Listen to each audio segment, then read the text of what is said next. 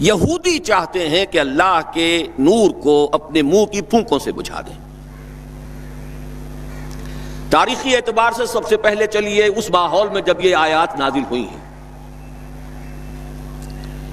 اس وقت اگرچہ اسلام کی مخالفت میں دو گروہ تھے جو سرگرم تھے، ایک مشرکین عرب جن کے سر خیل تھے مشرکین مکہ، اور دوسرے یہودی۔ چنانچہ یہی بات ہے جو سورہ مائدہ میں فرمائی گئی، لَتَجِدَنَّ أَشَدَّ النَّاسِ عَدَاوَةً لِلَّذِينَ آمَنُوا الْيَهُودَ وَالَّذِينَ أَشْرَكُوا، تم پاؤ گے کہ اہل ایمان سے دشمنی میں شدید ترین تمام انسانوں میں یہودی ہیں اور مشرک ہیں۔ مکے کے مشرک یا جزیرہ نما عرب کے مشرک اس وقت جن کے سر خیل تھے، جن کے لیے قرآن مجید میں سورہ توبہ میں ائمہ کا لفظ آیا ہے، فَقَاتِلُوا أَئِمَّةَ الْكُفْرِ،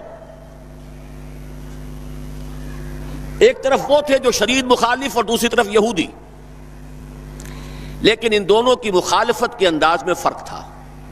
یہ نوٹ کرنا چاہتا ہوں میں آج، اچھی طرح سمجھ لیجئے۔ پہلا فرق یہ تھا کہ مشرکین عرب سامنے سے وار کرتے تھے جمع مردی کے ساتھ، ان کے مقابلے میں ان کی مخالفت میں کمینگی نہیں تھی۔ وہ اپنے باطل معبودوں کے لیے بھی گردن کٹا رہے تھے۔ ابو جہل نے کہا تھا ذرا نیچے سے گردن کاٹنا تاکہ اونچی نظر آئے کہ سردار کی گردن ہے جب تم کسی چیز پر اس کو اوپر لٹکاؤ گے۔ 70 جانیں انہوں نے پیش کی ہیں بدر میں اپنے دین باطل کے لیے اور اپنے معبودان باطل کے لیے۔ اس کے برعکس یہودیوں کی مخالفت تھی کمینگی والی مخالفت، ان میں مقابلے کی ہمت نہیں تھی، جرأت نہیں تھی۔ لا یقاتلونکم جمیعا، سورہ حشر میں فرمایا یہ یہودی کبھی تم سے مسلمانوں جمع ہو کر جمعیت کی شکل میں ڈٹ کر میدان میں آ کر مقابلہ نہیں کر سکیں گے۔ الا فی قری محصنۃ او من وراء جدر، بڑے مضبوط قلعہ بندیوں میں اپنے آپ کو محفوظ کر کے اور فصیلوں کے پیچھے سے، دیواروں کے پیچھے سے، عورتوں کی طریقے سے پتھراؤ کریں گے، اس کے سوا کچھ نہیں کر سکتے۔ تو پہلا فرق یہ تھا کہ مشرکین مکہ اور مشرکین عرب بالعموم مخالفت کر رہے تھے، لیکن ان کی مخالفت جمع مردوں والی مخالفت تھی، سامنے کے دشمن کی حیثیت سے کھلم کھلا علی الاعلان، جبکہ یہودیوں کی مخالفت میں کمینگی تھی، سازشی انداز تھا، خود لڑنے کی بجائے دوسروں کو ابھار ابھار کر لاتے تھے۔ اور دوسرا بڑا فرق کیا تھا؟ اس پہلے فرق کو تو نمایاں کیا اسی لفظ سے کہ گویا کہ اپنے منہ کی پھونکوں سے بجھانا چاہتے ہیں۔ ابو جہل بھی بجھانا چاہتا ہے اللہ کے نور کو، لیکن اپنے زور بازو کی بنیاد پر۔ اور یہ لوگ کردار کے اعتبار سے اتنے گر چکے ہیں کہ زور بازو کی بنیاد پر نہیں، منہ کی پھونکوں سے بجھانا چاہتے ہیں۔ بہترین تعبیر کی ہے اس کی مولانا ظفر علی خان نے کہ نور خدا ہے کفر کی حرکت پہ خندہ زن، پھونکوں سے یہ چراغ بجھایا نہ جائے گا۔ دوسرا فرق یہ تھا کہ اگرچہ مشرکین میں بھی ایسے لوگ تھے جو پہچان چکے تھے کہ محمد اللہ کے رسول ہیں، سچے ہیں، صادق ہیں، لیکن وہ استثنائی معاملات تھے، وہ غافل تھے۔ قرآن مجید میں بار بار ان کے کفر کے لیے ایک توجیہ پیش کی گئی ہے کہ ان کے پاس کوئی رسول آیا ہی نہیں، ان کے لیے رسالت اور نبوت بڑی ایک عجیب سی شے تھی، وہ چیزیں ان کے ذہن سے بالکل خارج ہو چکی تھی۔ لیکن یہود کا معاملہ اس کے برعکس تھا، وہ 100% پہچانتے تھے محمد رسول اللہ کو صلی اللہ علیہ وسلم، بالخصوص ان کے علماء، یعرفونہ کما یعرفون ابناہم، پہچانتے ہیں اسے جیسے کہ اپنے بیٹوں کو پہچانتے ہیں، علی وجہ البصیرۃ، وہ کسی مغالطے میں نہیں تھے، پوری ڈٹائی کے ساتھ پہچانتے ہوئے۔ آپ کو تو معلوم ہے کہ حضور صلی اللہ علیہ وسلم کی جو نشانیاں ہیں ان کا تو معاملہ بہت آگے کی بات ہے۔ حضور کے ادنا رفقا کا معاملہ کیا تھا کہ حضرت عمر رضی اللہ تعالیٰ عنہ کے بارے میں پوری ان کی صفات ان کے ہاں موجود تھیں، اور عیسائی علماء نے ان کے ساتھ ٹیلی کر کے ہی حضرت عمر کو سامنے کھڑے ہو کے دیکھ کر اور پھر جو ہے یروشلم کا قبضہ دیا تھا کہ ہاں یہ وہی درویش بادشاہ ہے جس کا ذکر موجود ہے ہماری کتابوں میں کہ یروشلم اس کے ہاتھوں فتح ہوگا۔ تو یہ دو فرق ذہن میں رکھیے، یریدون لیطفئوا نور اللہ بافواہہم واللہ متم نورہ۔ دوسری بات جو سوچنے کی ہے اس آیت میں کہ نور اللہ سے مراد کیا ہے؟ اللہ کا نور ایک اعتبار سے ذہن منتقل ہوتا ہے قرآن حکیم کی طرف۔ نور اصل میں قرآن مجید میں ہدایت کے لیے بھی آتا ہے، تورات کے لیے آیا فیہا ہدی و نور، انجیل کے لیے آیا فیہ ہدی و نور، روشنی ہی سے انسان راستہ دیکھ سکتا ہے۔ الہدا قرآن حکیم، ہدایت کاملہ، اس کے لیے خاص طور پر لفظ آیا ہے۔ سورہ تغابن میں فرمایا فآمنوا باللہ ورسولہ والنور الذی انزلنا واللہ بما تعملون خبیر۔ ایک مفہوم تو یہ ممکن ہے قرآن مجید کے اس اصول کے تحت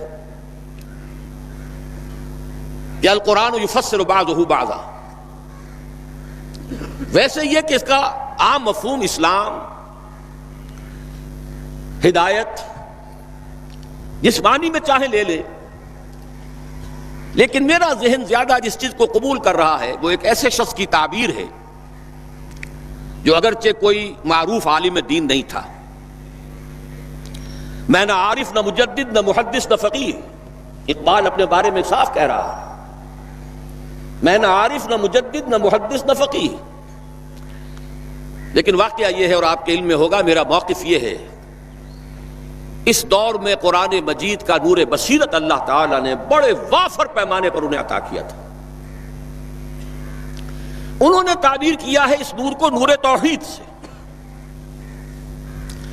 چنانچہ یہ اتمام کا لفظ اس کے ساتھ واللہ متم نورہ، جواب شکوہ کے شعر میں کہ وقت فرصت ہے کہاں کام ابھی باقی ہے، نور توحید کا اتمام ابھی باقی ہے۔ واللہ متم نورہ ویابی اللہ الا ان یتم نورہ، یہ بھی نوٹ کر لیجئے، عربی زبان میں شدید تاکید کرنی ہو تو اس میں فاعل کی شکل میں لایا جاتا ہے، واللہ یتم نورہ بھی ہو سکتا تھا، نہیں واللہ متم نورہ، کر کے رہے گا۔ اور پھر اس کو منفی اسلوب میں بھی بیان کر دیا تھا کہ کوئی شک و شبہ نہ رہے، مثبت بھی آ گیا واللہ متم نورہ، اور منفی ویابی اللہ الا ان یتم نورہ، اللہ کو ہرگز منظور نہیں ہے مگر یہ کہ وہ اپنے نور کا اتمام فرمائے۔ وقت فرصت ہے کہاں کام ابھی باقی ہے، نور توحید کا اتمام ابھی باقی ہے۔ میں چونکہ یہاں اسی تعبیر کو اختیار کر رہا ہوں، اس کے اعتبار سے ایک سوال پیدا ہوتا ہے، کیا نور توحید کسی بھی اعتبار سے نامکمل تھا، ناقص تھا، جس کے اتمام اور تکمیل کی ضرورت تھی؟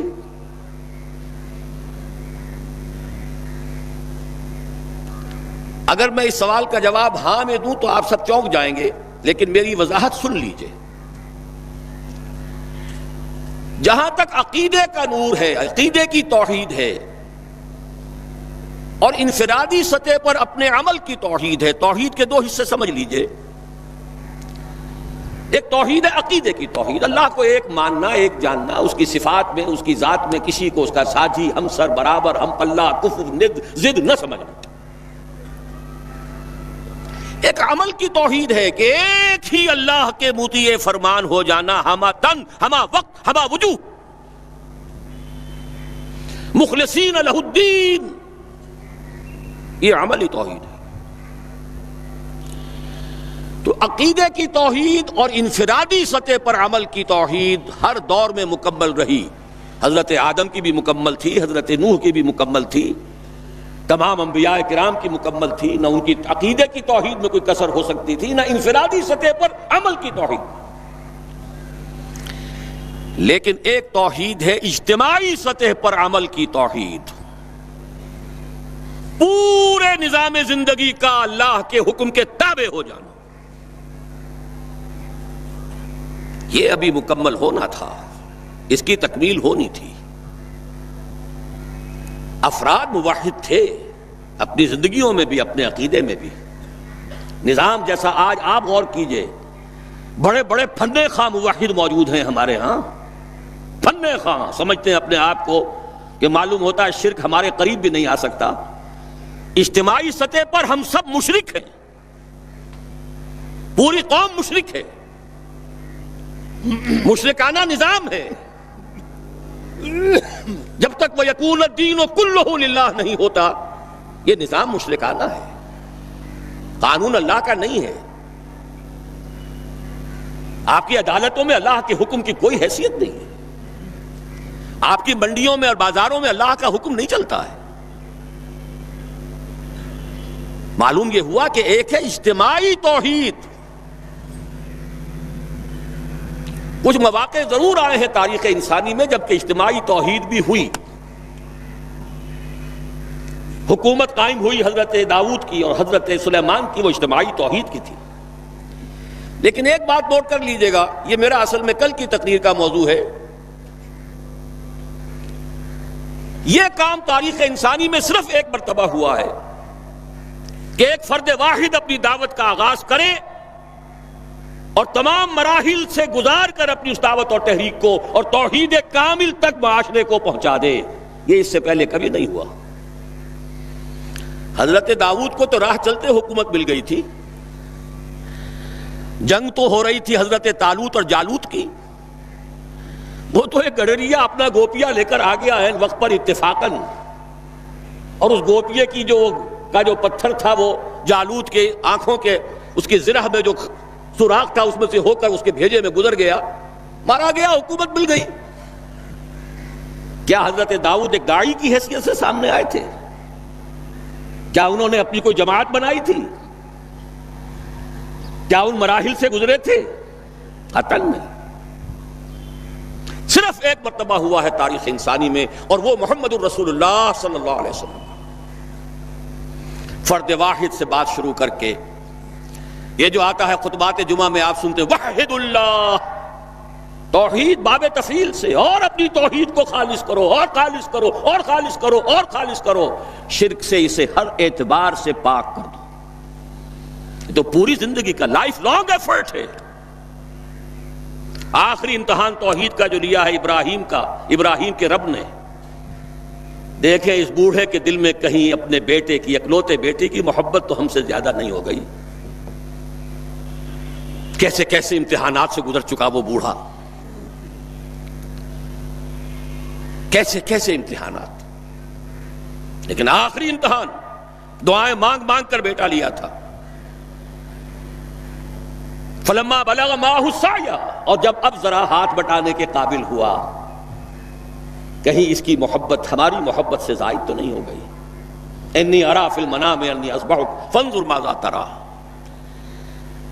اسی لیے جو آتا ہے قرآن مجید میں بار بار حضرت ابراہیم کے لیے آخری سند کے الفاظ آتے ہیں وما کان من المشرکین، شرک کے ہر شائبے سے پاک. تو یہ توحید عملی اجتماعی سطح پر ہونی باقی تھی. اس کا تعلق ہے اگلی آیت سے. یہ کب ہوگی؟ هو الذی ارسل رسولہ بالہدی ودین الحق لیظہرہ علی الدین کلہ ولو کرہ المشرکون. اللہ نے اپنے ان آخری رسول کو محمد صلی اللہ علیہ وسلم کو تو بھیجا ہی ہے الہدا، وہ دین حق اور الہدا اور دین حق دے کر تاکہ غالب کریں. جب تک دین غالب نہیں توحید ناقص ہے. عقیدے کی توحید ہو سکتا ہے کہ ہو، انفرادی سطح پر بھی ہو سکتا ہے ایک آدمی جہاں جہاں بھی اللہ کا حکم مان سکتا ہو مان رہا ہو، لیکن آخر وہ کسی قوم کا فرد ہے، کسی ریاست کا شہری ہے، کسی خاندان کا فرد ہے، چار طرف سے جکڑا ہوا ہے رشتوں میں اور تعلقات میں. اس کی زندگی کے کتنے گوشے ہیں کہ جن کو ابھی وہ مشرکانہ نظام اپنی گرفت میں لیے ہوئے ہیں. یہ در حقیقت اسی وقت ہوگا جبکہ اللہ کا دین غالب ہو جائے. هو الذی ارسل رسولہ بالہدی ودین الحق لیظہرہ علی الدین کلہ ولو کرہ المشرکون. مشرک تو کبھی پسند نہیں کریں گے. یہاں ذرا شرک کو سمجھ لیجئے، یہ شرک صرف عقیدے کا نہیں. آج کا سب سے بڑا شرک کیا ہے؟ اللہ کا اللہ کو دو، ریاست کا ریاست کو دو. یہ سیکولر نظام ہے، یہاں پر جو ہے حاکمیت عوام چلے گی. جاؤ مسجدوں میں اللہ کا حکم نافذ کر لو.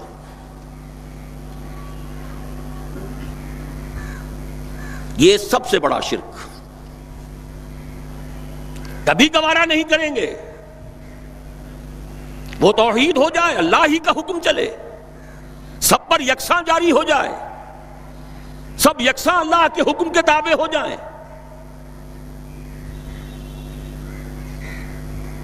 وَلَوْ كَرِهَ الْمُشْرِكُونَ، مشرک کبھی نہیں چاہیں گے، لیکن ان کی مخالفت کے علی الرغم، ان کی ساری ریشہ دوانیوں کے باوجود، ان کی تمام سازشوں کے باوجود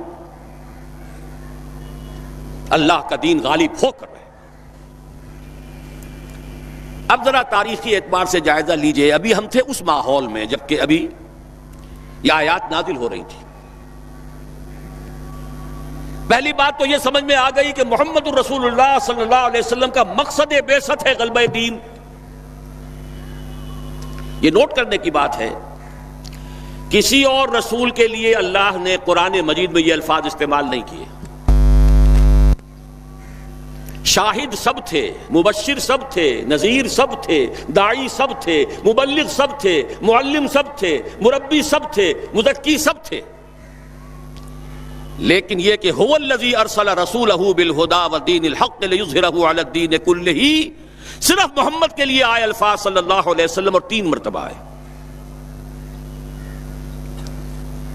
اب اس کے ساتھ جس کو صغرا کبرا کہتے ہیں لاجک میں پریمیسز، اس کے ساتھ جوڑیے دوسری بات جو قرآن میں 5 مرتبہ آئی ہے، اگرچہ وہ آئی ہے ذرا مختلف الفاظ میں. کہیں فرمایا وَمَا أَرْسَلْنَاكَ إِلَّا رَحْمَةً لِّلْعَالَمِينَ، ہم نے نہیں بھیجا ہے محمد صلی اللہ علیہ وسلم آپ کو مگر تمام جہان والوں کے لیے رحمت بنا کر. آپ کی بعثت جغرافیائی، نسلی، قومی، علاقائی حدود سے ماورا، بالا تر. قرآن میں بقیہ سارے رسولوں کی بات آتی ہے تو کہتے ہیں یا قوم یا قوم یا قوم. نوح نے کہا یا قوم اعبدوا اللہ، ہود نے کہا یا قوم اعبدوا اللہ، صالح نے کہا یا قوم اعبدوا اللہ ما لکم من الہ غیرہ. اور قرآن کہتا ہے یا ایھا الناس، یا ایھا الناس اعبدوا ربکم الذی خلقکم والذین من قبلکم لعلکم تتقون. لیکن صریح ترین جو لفظ آیا ہے وما ارسلناک الا کافۃ للناس بشیرا ونذیرا، ہم نے نہیں بھیجا ہے محمد صلی اللہ علیہ وسلم آپ کو مگر پوری نوع انسانی کے لیے بشیر اور نذیر بنا کر. اب ذرا اس کو جوڑیے، محمد کو بھیجا کاہے کے لیے؟ غلبہ دین کے لیے صلی اللہ علیہ وسلم. اور بھیجا کن کے لیے؟ تمام انسانوں کے لیے. کیا نتیجہ نکلتا ہے منطق سے؟ محمد الرسول اللہ صلی اللہ علیہ وسلم کا مقصد بعثت مکمل اسی وقت ہوگا جب پورے عالم انسانیت پر اللہ کا دین غالب آ جائے. ورنہ بات وہی ہے جو اقبال کا شعر سنا چکا ہوں، وقت فرصت ہے کہاں کام ابھی باقی ہے، نور توحید کا اتمام ابھی باقی ہے. لیکن یہ کہ اگر اللہ نے واقعی بھیجا محمد کو دین کے غلبے کے لیے صلی اللہ علیہ وسلم، اور اگر بھیجا ہے پوری نوع انسانی کے لیے، تو ناممکن ہے کہ یہ دنیا ختم ہو جائے اس سے پہلے کہ محمد الرسول اللہ کا مقصد بعثت مکمل ہو.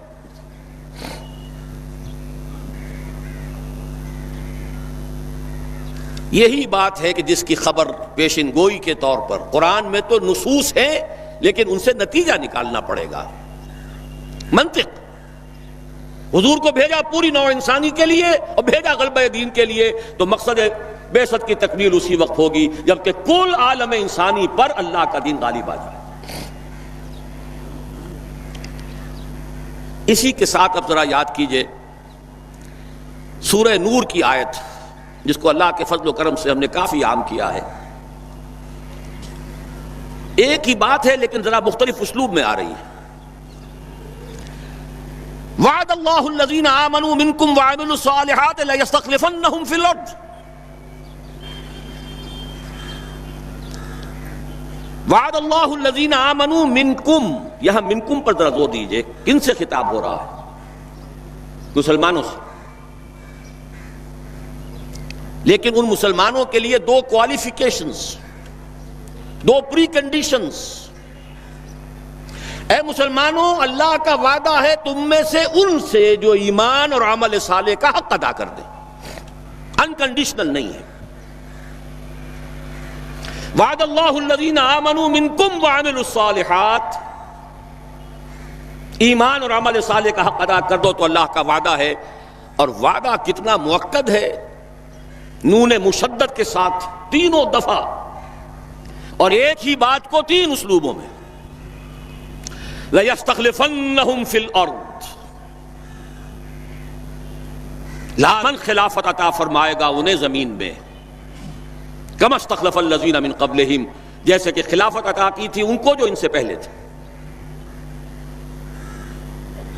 جب مسلمانوں کو خلافت اور حکومت عطا ہو جائے گی تو اس کا منطقی نتیجہ ہوگا کہ دین غالب ہو جائے گا. لیکن اس کو بھی کھول کر بیان کر دیا، وَلَا يُمَكِّنَنَّ لَهُمْ دِينَهُمُ الَّذِي ارْتَضَىٰ لَهُمْ، اور لازماً متمکن کر دے گا، غالب کر دے گا ان کے اس دین کو جو اللہ نے ان کے لیے پسند فرما لیا ہے. الْيَوْمَ أَكْمَلْتُ لَكُمْ دِينَكُمْ وَأَتْمَمْتُ عَلَيْكُمْ نِعْمَتِي وَرَضِيتُ لَكُمُ الْإِسْلَامَ دِينًا. اچھا، جب مسلمانوں ہی کی حکومت ہو جائے گی، دین کا غلبہ ہو جائے گا، تو ظاہر بات ہے مسلمانوں کے لیے بندشیں اور خوف تو ختم ہو گئے. اس کو بھی واضح الفاظ میں وَلَا يُبَدِّلَنَّهُم مِّن بَعْدِ خَوْفِهِمْ أَمْنًا، ان کی خوف کی حالت کو امن اور سکون سے بدل دے گا، کوئی خوف نہیں ہوگا. اب یہاں فرمایا یعبدوننی لا یشرکون بی شیئا، تب جا کر وہ ان کی عبادت اس درجے میں مکمل ہوگی کہ اس میں شرک کی کوئی آلائش باقی نہیں رہے گی. جب تک نظام پورا اللہ کے دین کے تابع نہیں، شرک موجود ہے. عقیدے کا شرک ختم ہو چکا، انفرادی سطح پر موحد بن چکے. لیکن یہ تو تین کام جب ہوں گے کہ اللہ کا دین غالب ہو جائے، اللہ کی حکومت اور مسلمانوں کی خلافت قائم ہو جائے، تب کہیں جا کر وہ بات ہوگی لا یشرکون بی شیئا، پھر شرک کا ہر شائبہ ختم. وَيَكُونَ الدِّينُ كُلُّهُ لِلَّهِ، دین کل کا کل اللہ کے لیے ہو جائے گا.